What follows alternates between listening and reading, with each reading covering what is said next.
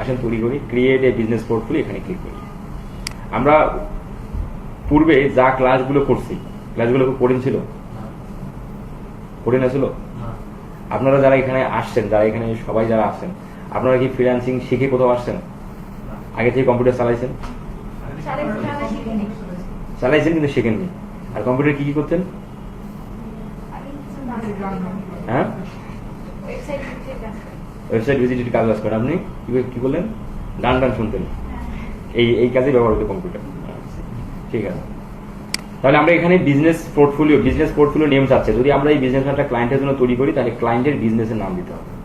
এই ক্লায়েন্টের বিজনেসের নাম আমরা চিনবো না। ক্লায়েন্ট যদি আমাদের ওয়েবসাইট লিঙ্কটা দেয়, ওয়েবসাইটের নামেই বিজনেসের নাম, ওয়েবসাইটের নামেই হবে বিজনেসের নাম।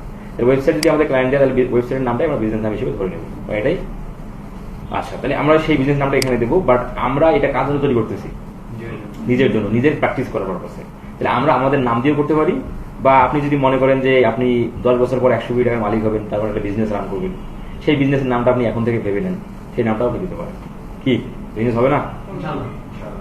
100 কোটি টাকা খুব টাকা, খুব বেশি টাকা। সেই বিজনেসের নামটা আমরা এখানে দেবো। হতেই পারে না যে আমি ভবিষ্যৎ 10 বছর পর একটা বিজনেস করবো, বিজনেস নামটা আমার এটা হবে, সেই নামটা আপনি এখানে দিতে পারেন, অথবা নিজের নামটাও আপনি দিতে পারেন। তাহলে আমরা ধরেন নিজের নাম দিচ্ছি, আমি দিচ্ছি, হ্যাঁ চেঞ্জ করা যাবে। আমরা দিচ্ছি ইনোভেটিভ আইটি। হ্যাঁ, তাই এখানে বলতেছে ইয়োর ইন্টারিয়র কন্ট্যাক্ট ইনফো, আপনার কন্ট্যাক্ট ইনফো দিতে হবে, মানে আপনার ফার্স্ট নেম লাস্ট নেম দিচ্ছি ফরহাদ। এটা যে কোনো একটা দিলেই হবে, এটা যে আপনার অ্যাকচুয়ালি নিজের নাম ব্যবহার করতে হবে বিষয়টা এরকমও না, যে কোনো একটা দিবেন হয়ে যাবে। এরপরে বলতেছে বিজনেস ইমেল অ্যাড্রেস পাবো কোথায়? আমাদের যে ইমেল অ্যাড্রেসটা আছে না, ইমেল অ্যাড্রেস, এই ইমেল অ্যাড্রেসটা এখান থেকে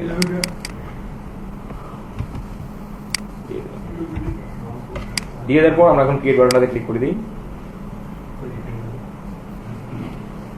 এভাবেই তো তৈরি করছেন বাসার, অন্যভাবে?